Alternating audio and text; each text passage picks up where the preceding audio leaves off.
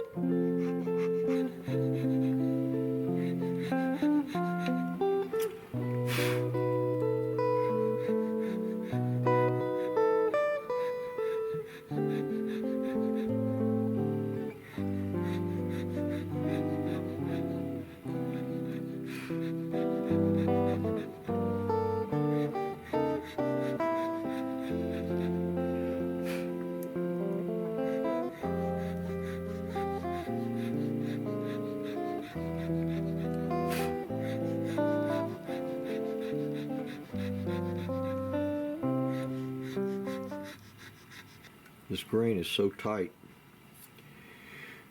that I can't go all the way from here to here in either direction.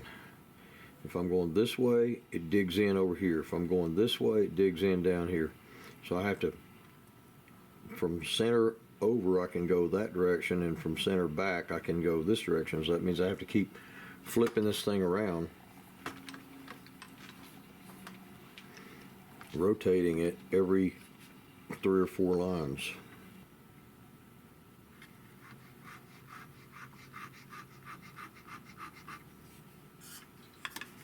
And adjusting the position of my light with every rotation. You got to get the light in the right place. Some days are easier than other days.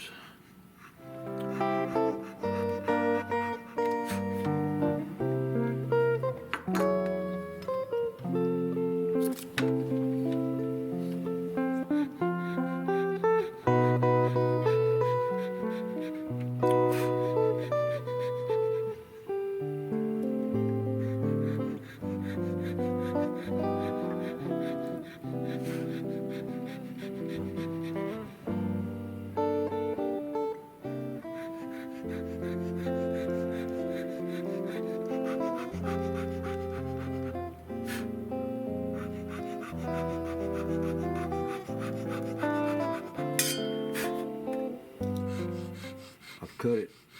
I've cut my A lines and my B lines on the first cut. Now I'm going back and deepening. And when I'm doing my initial layout, cutting them for the first time there, I use a triple cutter. And then when I'm deepening from then on to the end of it, I use a double cutter. This is just cuts 2 lines. I don't know why, I don't know how to explain it, but when I use a triple, and this is kind of backwards, you would think a triple would average out any indiscretions or discrepancies in your cutting and make them actually more true. But for some reason, me using a triple cutter to deepen, I tend to gain or lose. I tend to creep. Your lines will creep. And I don't know why that is. It's not logical, but I can deepen cleaner and straighter with a double cutter for the rest of the cutting time. If someone has an answer to that, shoot me a text or something. This cutting tool is about worn out.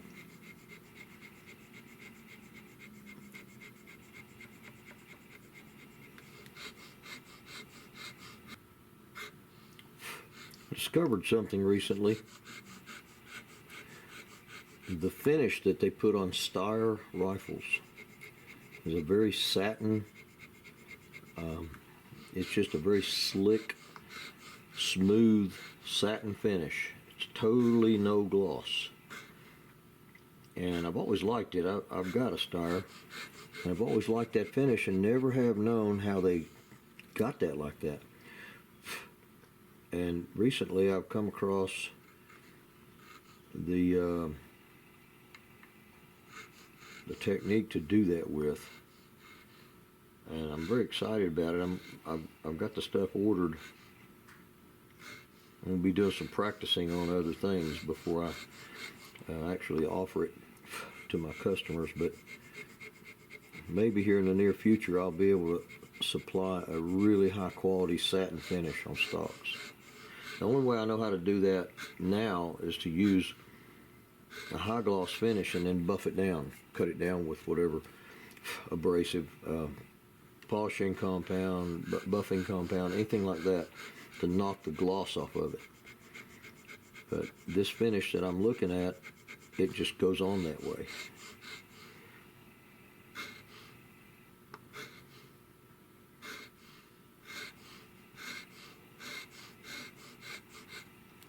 It's a 2-part.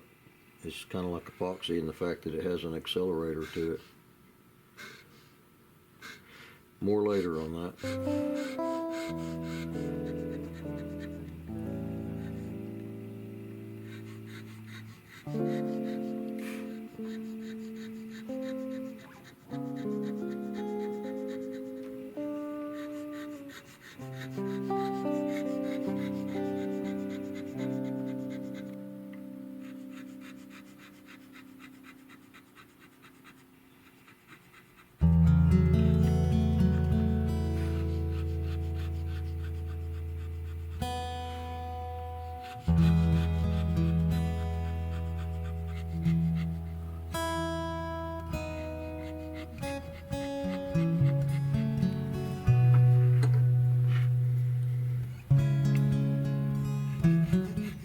I'm on my last pass.